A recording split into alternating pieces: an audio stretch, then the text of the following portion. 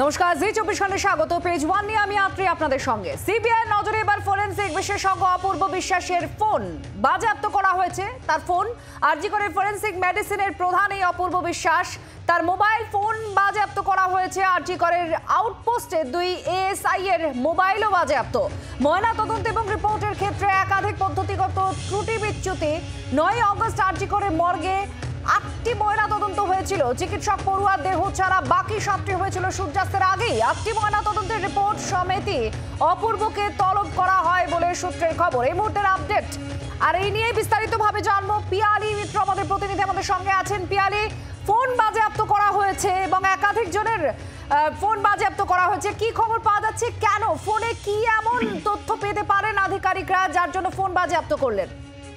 একেবারে দেখো, 3টে মোবাইল সম্প্রতি কিন্তু সিবিআই তরফ থেকে বাজেয়াপ্ত করা হয়েছে। তার মধ্যে একটি মোবাইল ফোন হচ্ছে অপূর্ব বিশ্বাস, যিনি আরজি কর মেডিকেল কলেজ হাসপাতালে ফরেনসিক মেডিসিনের প্রধান। তুমি জানো যে গত কয়েকদিন ধরে আমরা দেখতে পাচ্ছি অপূর্ব বিশ্বাসকে কিন্তু লাগাতার ভাবে সিবিআই তদন্তকারী অফিসাররা ডেকে জিজ্ঞাসাবাদ করছেন। তার কারণ তদন্তকারী অফিসাররা যে ময়না তদন্ত এবং তার সঙ্গে সঙ্গে তার যে রিপোর্ট, সেইটা নিয়ে কিন্তু বেশ কিছু জায়গায়, বিশেষ করে তদন্তকারী অফিসাররা এর আগেও তোমার মনে থাকবে যে সুপ্রিম কোর্টে ময়না তদন্তের আগে যে নমুনা তারা সংগ্রহ করেছিলেন, যেটা সিএফএসএল এ পাঠানো হয়েছিল, সেই সিএফএসএল এর যে ধরনের রিপোর্ট পাওয়ার কথা সেটা সন্তোষজনক রিপোর্ট পাওয়া যায়নি। এবং এক্ষেত্রে তদন্তকারী অফিসাররা মনে করছেন যে ময়না তদন্ত সেটা প্রপারলি হয়নি, ময়না তদন্তের সময় যে নমুনা প্রপারলি সংগ্রহ করার কথা সেটা ঠিক করে হয়নি, এবং সেক্ষেত্রে দাঁড়িয়ে সেটা ইচ্ছাকৃতভাবে করা হয়েছে নাকি এক্ষেত্রে কোনো পদ্ধতিগত ত্রুটি রয়েছে, এই বিষয়গুলো জানার জন্য আমরা কয়েকদিন ধরে দেখছি অপূর্ব বিশ্বাসকে তারা লাগাতার ভাবে জিজ্ঞাসাবাদ করছেন।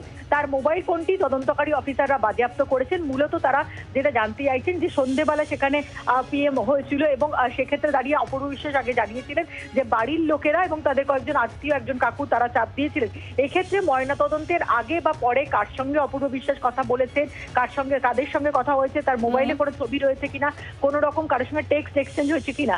অন্যদিকে আরজি কর হাসপাতালে যে আউটপোস্ট রয়েছে পুলিশের, সেই আউটপোস্টে 2 জন এএসআই এর মোবাইলও কিন্তু বাজেয়াপ্ত করা হয়েছে। তার কারণ তাদের মোবাইলে তাদেরকে ইতিমধ্যে জিজ্ঞাসাবাদ করা হয়েছে। তাদের মোবাইলে ঘটনাস্থলে 9 আগস্টের তোলা বেশ কিছু ভিডিও এবং ছবি রয়েছে, সেগুলোকে প্রিজার্ভ করার জন্য সেগুলো কিন্তু তদন্তকারী অফিসাররা একেবারে কি কি ভিডিও ফুটেজ সেই ঘটনার সময় তারা তুলেছিলেন বা তাদের মোবাইলে যেগুলো রয়েছে সেগুলো প্রিজার্ভ করার জন্য সেই মোবাইল ফোন দুটো বাজেয়াপ্ত করা হয়েছে বলে আমরা জানতে পারছি। কিন্তু অপূর্ব বিশ্বাসের মোবাইলটা এক্ষেত্রে গুরুত্বপূর্ণ সব থেকে বেশি। তার কারণ তুমি জানো যে ময়না তদন্ত যে পদ্ধতিতে হয়েছে বা যে পদ্ধতিতে নমুনা সংগ্রহ হয়েছে সেটা নিয়ে বেশ কিছুটা সংশয় রয়েছে তদন্তকারী অফিসারদের, এবং সেক্ষেত্রে দাঁড়িয়ে অপূর্ব বিশ্বাসের মোবাইল ফোনটি তদন্তের কারণে বাজেয়াপ্ত করা হয়েছে বলে আমরা জানতে পারি। তুমি সঙ্গে থাকো। এই অপূর্ব বিশ্বাসের আপনারা ছবি দেখতে পাচ্ছেন, কয়েক দফা তাকে জিজ্ঞাসাবাদ করা হয়েছে, সিবিআই তাকে ডেকেছিল, এবং তিনি তার মধ্যে এই জিজ্ঞাসাবাদ পর্ব চলার মধ্যে যখন বাইরে সাংবাদিকরা প্রশ্ন করেন, তিনি একটি মারাত্মক উত্তর দিয়েছিলেন এবং চাঞ্চল্যকর অভিযোগ করেছিলেন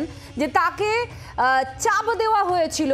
প্রাক্তন একজন কাউন্সিলর তাকে বলেছিল রক্তগঙ্গা বইয়ে দেব, এরকম একটি শব্দ বলে তাকে থ্রেট করা হয় বলে তার বক্তব্য ছিল। আপনাদের শোনাবো সেদিনের বক্তব্য অপূর্ব বিশ্বাসের, কি বলেছিলেন তিনি, শুনুন। করার জন্য মেয়ের কাকা পরিচয় একজন ছিল, যে বলেছিল ওই দিনকে পোস্টমর্টম না হলে রক্তগঙ্গা বইয়ে দেবে।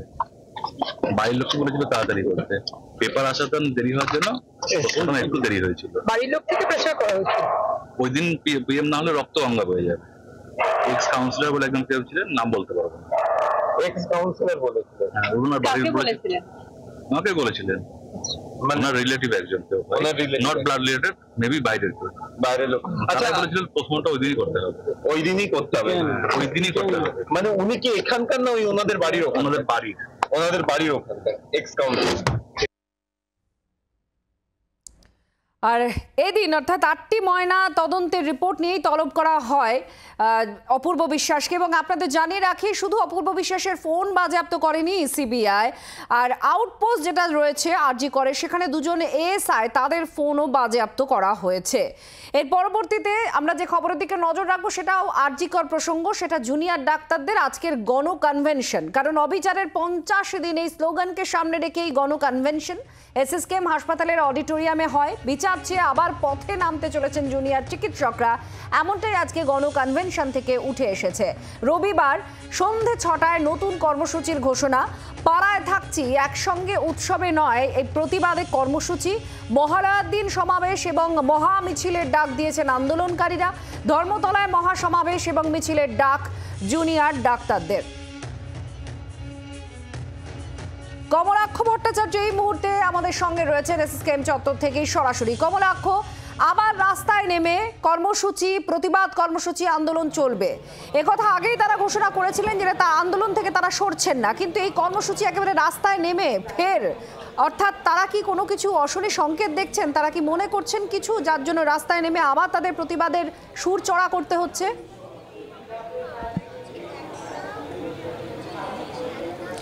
দেখো, 30 তারিখ শুনানি আসছে এবং তার আগে আজকে 50তম দিন ঘটনার, এবং সেই সময়ে দাঁড়িয়ে আজকে গণকনভেনশন এসএসকেএম হাসপাতালের অডিটোরিয়ামে বিকেল 4টে থেকে চলছে, যেখানে সমাজের বিভিন্ন ক্ষেত্রের বিশিষ্ট মানুষজন তারা উপস্থিত রয়েছেন।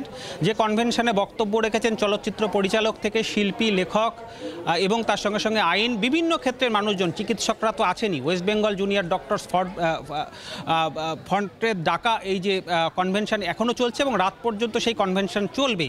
সেই কনভেনশন থেকে আগামী দিনের যে আন্দোলন, অর্থাৎ আরজি কর ইস্যুকে সামনে রেখে আন্দোলন যে আরও বৃহত্তর আকার নিতে চলেছে এই উৎসবের মরশুমে, সেটার ইঙ্গিত কিন্তু আজকে পাওয়া গেল। এবং আমরা দেখতে পাচ্ছি যে শুনানির আগে, 30 তারিখ শুনানির আগে 29 তারিখেই একেবারে শহর গ্রাম সর্বত্র, রাস্তার অলি গলি রাজপথ সর্বত্রই কিন্তু সেখানে ঠিক রাত দখলের যে কর্মসূচি হয়েছিল ঠিক সেই কায়দায় সন্ধ্যে 6টা থেকে বিচারের দাবিতে রাজপথ থেকে গলি দখলের ডাক দেওয়া হয়েছে ফ্রন্টের তরফ থেকে। এটা গেল 29 তারিখের কর্মসূচি, অর্থাৎ রোববার, আগামী পরশু দিন। মহালয়ার দিনের কিন্তু বেশ কিছু কর্মসূচি ইতিমধ্যে ঘোষণা করেছেন ফ্রন্টের চিকিৎসকরা, যেখানে ন্যায় বিচারের দাবিতে দুপুর 1টা থেকে কলেজ স্কোয়ার থেকে ধর্মতলা পর্যন্ত মহা মিছিলের ডাক দেওয়া হয়েছে এবং তার সঙ্গে সঙ্গে ধর্মতলাতে চলবে মহা সমাবেশের ডাক এবং অভয়ার মূর্তি স্থাপনের কর্মসূচিও নেওয়া হয়েছে। সেটি কিন্তু আরজি কর হাসপাতালে সেই মূর্তি স্থাপন হবে, সেই কথা বলেছেন জুনিয়র চিকিৎসকরা। এবং আগামী দিনে বিভিন্ন মেডিকেল কলেজ হাসপাতালেও কিন্তু এই মূর্তি স্থাপনের পরিকল্পনা রয়েছে জুনিয়র ডাক্তারদের। সুতরাং বুঝতেই পারছো, পুজোর মরশুমে একটা বৃহত্তর আন্দোলনের মুখোমুখি তারা হতে চলেছেন, যাতে কোনোভাবে এই ইস্যু, বিচারের যে দাবি, যে ন্যায্য দাবি, দীর্ঘদিন ধরে যে লড়াই তারা যে চালিয়ে যাচ্ছেন, সেই ইস্যু যাতে সাধারণ মানুষের মধ্যে জাগ্রত থাকে, তারা যাতে বিচার দ্রুত পায়, সেই দাবিতে কিন্তু তাদের আন্দোলন লাগাতারভাবে চলবে, তেমনটাই ইঙ্গিত পাওয়া যাচ্ছে। আত্রেই আর অনিকেত মাহাতো জুনিয়র ডাক্তার, তারা কি বলছেন একবার তাদের বক্তব্য একটু শোনাবো, শুনুন। আমরা আমাদের দিক থেকে কর্মসূচি নিচ্ছি, আমার সহযোগিতা দেওয়াটা রেখেছে আপনাদের কাছে, আপনারা সেই কর্মসূচি রাখবেন, কিন্তু আপনাদের পেশার জায়গায়, আপনাদের কাজের জায়গায় যে যেভাবে পারবেন এই সচেতনতার যে অঙ্কুর এই আন্দোলন থেকে তৈরি হয়ে এসছে, সেই অঙ্কুর যেন কোনোভাবে বিনষ্ট না হয়, এই জায়গাটা আপনাদের কাছে জুনিয়র ডাক্তারদের পক্ষ থেকে আমার অনুরোধ থাকলো। সিনিয়র ডাক্তাররা তারাও সরব হয়েছিলেন আজকের এই গণকনভেনশনে সমানভাবে। সিনিয়র চিকিৎসক গৌতম দাস, তার বক্তব্য, তার কি অভিযোগ, শুনুন। আমাদের প্রথম প্রশ্নটা একটু ছিল যে কে মেরেছে, কে খুন করেছে, হু কিল্ড অভয়া। সেই প্রশ্ন পুলিশ প্রথম দিন একজনকে ধরলো, হলো সিভিক পুলিশ কিল্ড অভয়া। সিবিআই ধরে তাকে যখন জেরা করছে, আবার শুনতে পাচ্ছি সে বলছে না আমি করিনি, ওটা আমাকে ফাঁসানো হয়েছে। তারপর তো তথ্য প্রমাণও লোপাট চলছে। এখন যদি বলে, কোর্টে যদি দেখা গেল যে উনিও করেন, তাহলে কি দাঁড়ালো? নো ওয়ান কিল অভয়া। তাহলে নো ওয়ান কিল অভয়া যদি কোর্ট এইটা বলে, মানুষের পারসেপশন কি বলছে? মানুষের পারসেপশন কি সেটা স্বীকার করবে? মানুষের people will don't believe, never believe that no one kill Abhaya, but the perception of people is no one no kill Abhaya, এবং সেটাই যুক্তি আছে।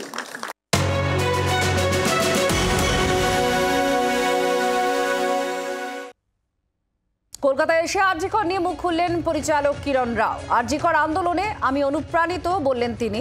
সব ক্ষেত্রে মহিলাদের জন্য আদর্শ কর্মস্থলের প্রয়োজনীয়তার উল্লেখ করলেন। ইতিমধ্যে আন্দোলনের পাশে থেকেছেন, কলকাতার জন্য পরবর্তী ছবির গল্পও নাকি লিখছেন। জি 24 ঘন্টার সুপার এক্সক্লুসিভ পরিচালক কিরণ রাও।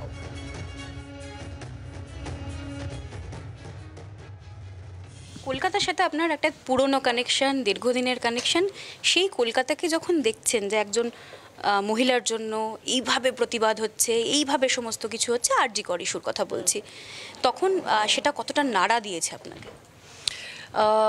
I have been very, very inspired by the protests, by the solidarity shown by all the doctors, all the women, all the media, even so many men who have all come out in protest and asked for better working conditions, not just for doctors, but women working across the city and indeed across the country. It is something that we should all be fighting for and we should all be very vocal about. And I expressed solidarity on my social media, and I'm very happy to see that it has pushed that conversation further. And it continues to be kept alive by the women and the media who have been fighting for this. Kolkata নিয়ে বা মহিলাদের নিয়ে আরও নতুন কিছু সামনের দিকে কোনো প্রজেক্ট করার কোনো চিন্তা ভাবনা? হ্যাঁ, আমি একটা অ্যাকচুয়ালি কাহিনী লিখছি which is set in Kolkata from the 40s, from independence to the modern day. It's 3 generations of women, mothers and daughters, ওদের একটা কাহিনী, and really it's a story about women and them finding their identity within marriage, as in motherhood. So এখনো কাজ চলছে. It's a very epic project, আর সময় লাগবে, কিন্তু it will give me a chance to shoot in Kolkata, so I'm very excited. আর একটু জিজ্ঞাসা করতে ইচ্ছা হচ্ছে যে মেয়েরা যখন একটু অন্যরকমভাবে ধরুন কথা বলে বা সত্যি কথাটা সামনে বলে দেয়, তাদের পোশাক আশাক কেমন হবে, তারা যদি বলে যে না আমি আমার অন্য সারনেম ব্যবহার করব না, আমার একটা আলাদা আইডেন্টিটি রয়েছে, তখন বিভিন্ন ধরনের কথা বলা হয়, এটা কতটা ফেস করতে হয় আপনাকেও? Actually I have been very lucky, আমায় কখনো এইসব বলা যায়নি। আর আপনি দেখেছেন আমি আমার নামটা কখনো চেঞ্জ করিনি। I have been Miss Kiran Rao from when I was in school. কিন্তু হয়, and we know that women have had to fight to assert their own identities. It's sad that it's still even a question of women having to ask for it. Even now আমার এই drivers licence আমি যখন update করতে গিয়েছিলাম, আমার expire হয়ে গেছিলো, সেটার উপরে লেখা যায় আমি হাজব্যান্ডস নেমটা চেঞ্জ করে দিয়েছি because I am no longer married, but they now want my father's name. আমার ড্রাইভার্স লাইসেন্সে I am now at an age where you don't need to know my father's name, but we are still defined by either our husbands or our fathers, wife of or daughter of. So that is the strange situation that women always find themselves, and we have to obviously slowly change this. সামনে তো পুজো আসছে, শারদোৎসব আসছে, পুজোর সময় আসা হবে কলকাতায়? এই বছর আমি আসতে পারবো না স্যাডলি। আমাদের এই অস্কার ক্যাম্পেইনটা এই শুরু হচ্ছে, আমরা বোধহয় লস অ্যাঞ্জেলিস, নিউ ইয়র্ক গিয়ে চেষ্টা করব to make voting members watch our film, but it would have been wonderful. I have great memories associated with পুজো, আমার খুব ভালো লাগতো।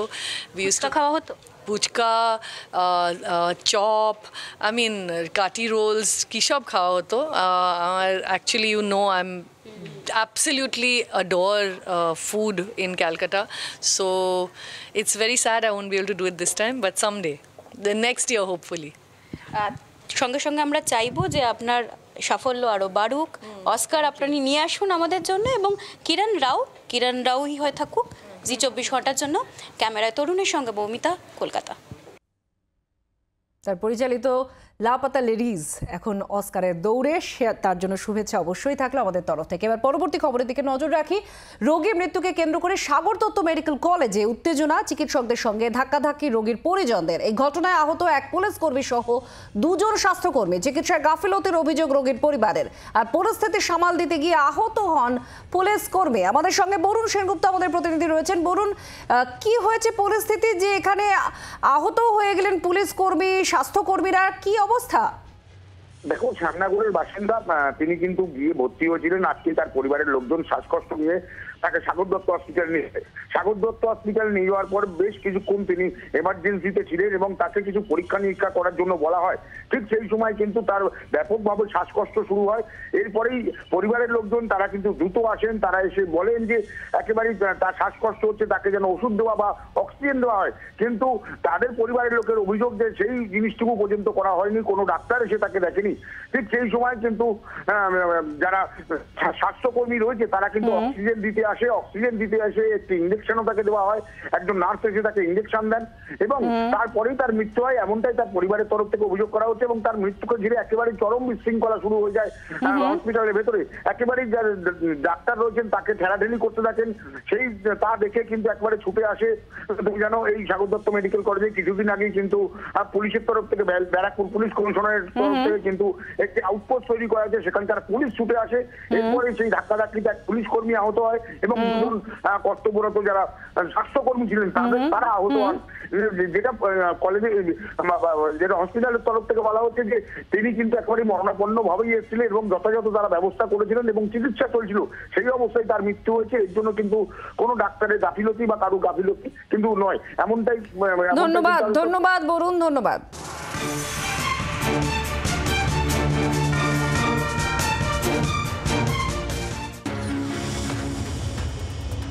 অবিচারের 50 দিন পুজোর মুখে ফের পথে নামছেন জুনিয়র চিকিৎসকরা। মহালয়ার দিন ধর্মতলায় মহা মিছিলের ডাক, সুপ্রিম শুনানির আগের দিন রবিবার পাড়ায় পাড়ায় কর্মসূচি।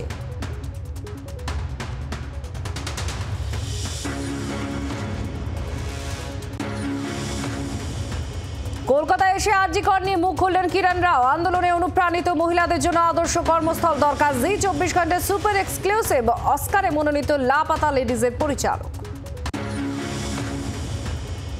আরও বিপাকে সন্দীপ ঘোষ, এবার বেআইনি নির্মাণের অভিযোগ। আরজি করের প্রাক্তন অধ্যক্ষের বেলেঘাটা বাড়িতে নোটিশ পাঠালো কলকাতা পুরসভা। হাইকোর্টে সিপির নির্দেশিকা নিয়ে মামলা, নিষেধাজ্ঞা নতুন নয়, 2023 থেকেই কার্যকর দাবি রাজ্যের। বিরোধিতা বিকাশ রঞ্জন ভট্টাচার্যের। কতদূর এলাকায় নিষেধাজ্ঞা সোমবার জানাবে রাজ্য। অভিষেক বন্দ্যোপাধ্যায়ের নাম করে তোলাবাজির অভিযোগ কাঠগড়ায়। মেয়রের ওএসডি কালীচরণ বন্দ্যোপাধ্যায় থানায় নালিশ, তাকে বলা হলে তিনিই তদন্ত করতেন, প্রতিক্রিয়া ফেরহাদ হাকিমের।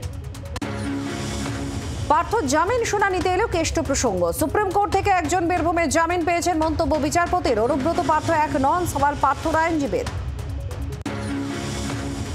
দুর্নীতির অভিযোগে 125 নম্বর ওয়ার্ডের কাউন্সিলরকে নিশানা Suvendu Adhikari. Square foot councillor বলে কটাক্ষ। কয়েকজন তৃণমূল কর্মী ফাঁসাচ্ছেন তাকে। কান্নায় ভেঙে পড়ে বিস্ফোরক ছন্দা সরকার।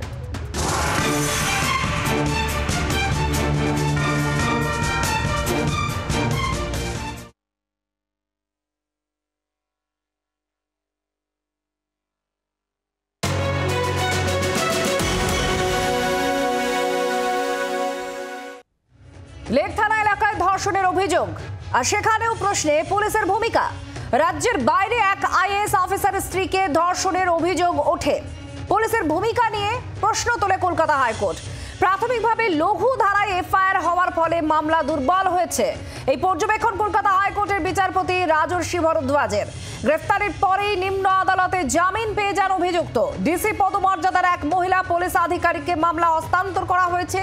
শৃঙ্খলা ভঙ্গের অভিযোগে কাঠগড়ায় লেক থানার ওসি, এক এসআই, একজন সার্জেন্ট এবং 3 মহিলা পুলিশ আধিকারিকের বিরুদ্ধে পদক্ষেপ করার জন্য কলকাতা পুলিশ কমিশনারকে নির্দেশ দিল হাইকোর্ট। আবার পুলিশের ভূমিকা নিয়ে প্রশ্ন তোলা হলো। ধর্ষণের অভিযোগের মামলায় পুলিশের ভূমিকা নিয়ে এবার প্রশ্ন তুলল কলকাতা হাইকোর্ট। অনবাংশু নিয়োগী আমাদের প্রতিনিধির সঙ্গে আছেন। অনবাংশু, আরো একটি ধর্ষণের অভিযোগের ক্ষেত্রেও পুলিশের ভূমিকা নিয়ে প্রশ্ন তুললো, এবার খোদ হাইকোর্ট প্রশ্ন তুললো, কি বলা হয়েছে এক্ষেত্রে? দেখো, শুধুমাত্র প্রশ্ন তুললো কলকাতা হাইকোর্ট এমন নয়, এবং অভিযোগটা করেছেন কে, রাজ্যের বাইরে কর্মরত একজন আমলা অর্থাৎ আইএএস অফিসারের স্ত্রীকে ধর্ষণ করার অভিযোগ। সেই জায়গা দাঁড়িয়ে পুলিশের কি ভূমিকা তা নিয়ে কলকাতা হাইকোর্ট বিস্মিত। হাইকোর্টের বক্তব্য যে যৌন নির্যাতনের মতো গুরুত্বপূর্ণ অভিযোগ থাকা সত্ত্বেও প্রাথমিকভাবে লঘু ধারায় এফআইআর করার ফলে দুর্বল হয়ে গিয়েছে মামলা, এবং প্রাথমিকভাবে সঠিক ধারায় এই এফআইআর দায়ের করা হলে অভিযোগপত্র বিকৃত করা না হলে কিন্তু অনেকটাই লাভ হতো। এবং আমরা জানি যে এই মামলা পরিপ্রেক্ষিতে কিন্তু অভিযোগ তিনি জামিন পেয়ে গিয়েছেন। আজকে কলকাতা হাইকোর্ট সেই জামিন বাতিল করেছে এবং নির্দেশ দিয়েছে লালবাজারে কর্মরত ডেপুটি কমিশনার পদমর্যাদার একজন মহিলা পুলিশ আধিকারিককে এই মামলা হস্তান্তর করা হবে। তিনি মামলা তদন্ত খতিয়ে দেখবেন। রাজ্যে যেটা বক্তব্য ছিল কি যে তিনি হোয়াটসঅ্যাপে যে আবেদন করেছিলেন কমপ্লেন এবং মুখে বলা সেটার মধ্যে তারতম্য রয়েছে এবং ধর্ষণের কিন্তু কোনো প্রমাণ পাওয়া যায়নি, সেই কারণে কিন্তু এই ধারা দেওয়া হয়েছে। যদিও পুলিশ ফার্দার ইনভেস্টিগেশন করে কলকাতা হাইকোর্টকে রিপোর্ট দেবে। ধন্যবাদ অর্ণবাংশু।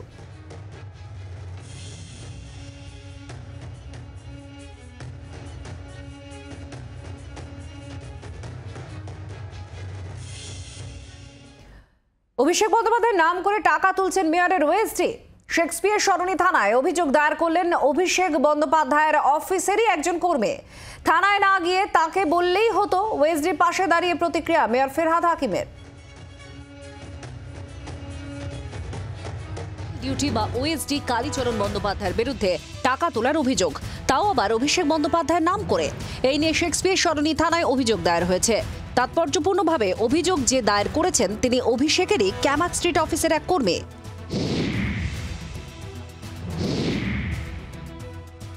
সূত্রের খবর, বেশ কয়েকদিন ধরেই অভিষেকের অফিসে কালীচরণ সম্পর্কে অভিযোগ জমা হচ্ছিল। অভিযোগ উঠছিল স্বাস্থ্যসাথী সহ বিভিন্ন সরকারি পরিষেবা পাইয়ে দেওয়ার আশ্বাস দিয়ে টাকা তুলছেন মেয়রের ওএসডি। এই নিয়ে বৃহস্পতিবার শেক্সপিয়ার সরণি থানায় একটি লিখিত অভিযোগ দায়ের করেন অভিষেক বন্দ্যোপাধ্যায়ের অফিসের কর্মী অয়ন ঘোষ দস্তিদার। অভিযোগপত্রে তিনি লেখেন, সম্প্রতি আমাদের নজরে এসেছে কলকাতার মেয়রের ওএসডি কালীচরণ বন্দ্যোপাধ্যায় নিজেকে অভিষেক বন্দ্যোপাধ্যায়ের সহযোগী বা উপদেষ্টা বলে দাবি করছেন এবং জনগণের থেকে টাকা তুলছেন। সাধারণ মানুষের টাকা হাতাতে তিনি নিজেকে অভিষেক বন্দ্যোপাধ্যায়ের ঘনিষ্ঠ হিসেবে দাবি করছেন। যদিও এই ওএসডির বিরুদ্ধে ওঠা অভিযোগ ভিত্তিহীন বলে মনে করছেন ফেরহাদ হাকিম। কিচ্ছু জানি না, আমি আপনার কাছে শুনলাম, যদি এরকম কোনো কমপ্লেন থাকে তো আমাকেই দিতে পারে, আমি এনকোয়ারি করব।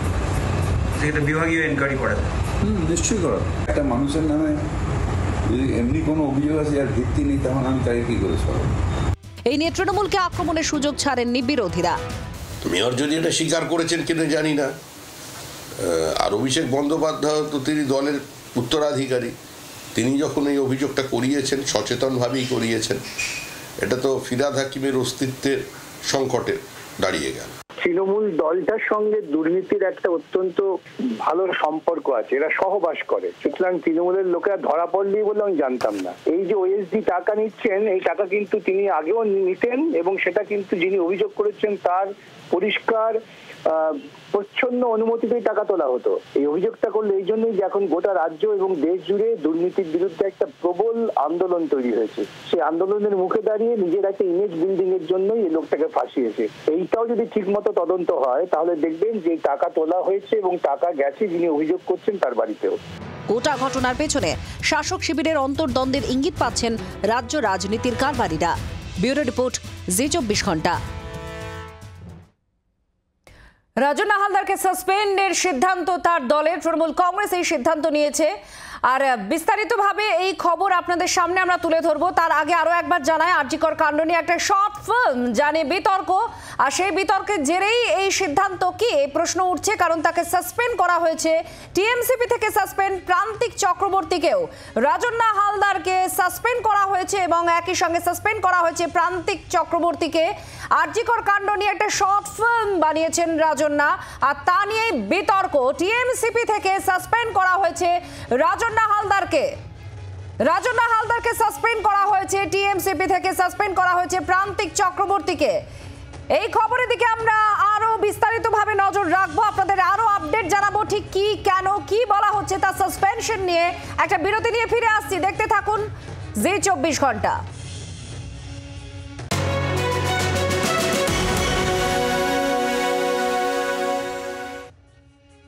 আপনাদের জানাচ্ছিলাম আরজিকর কাণ্ড নিয়ে শর্ট ফিল্ম বিতর্কের জেরে টিএমসিপি থেকে সাসপেন্ডেড রাজন্না হালদার, প্রান্তিক চক্রবর্তী দুজনকেই সাসপেন্ড করা হয়েছে বিজ্ঞপ্তি দিয়ে। এটা জানিয়ে দিল তৃণমূল ছাত্র পরিষদ। দলের অনুমোদন না নিয়ে তৈরি করা হয়েছিল শর্ট ফিল্ম, আর তৃণমূল সূত্রে এটাই খবর দেওয়া হচ্ছে। শ্রেয়সী গাঙ্গুলি আমাদের প্রতিনিধি আমাদের সঙ্গে আছেন। শ্রেয়সী, এই শর্ট ফিল্মের বিতর্কেই কি সাসপেনশন? দেখো, নির্দিষ্টভাবে কিন্তু সেক্ষেত্রে সেই বিষয়টা উল্লেখ করা নেই, যদিও কিন্তু কার্যত যেটা মনে হচ্ছে যে সেই যেটা মনে করা হচ্ছে যে এই কারণটাই কিন্তু এই শর্ট ফিল্ম, যে শর্ট ফিল্মে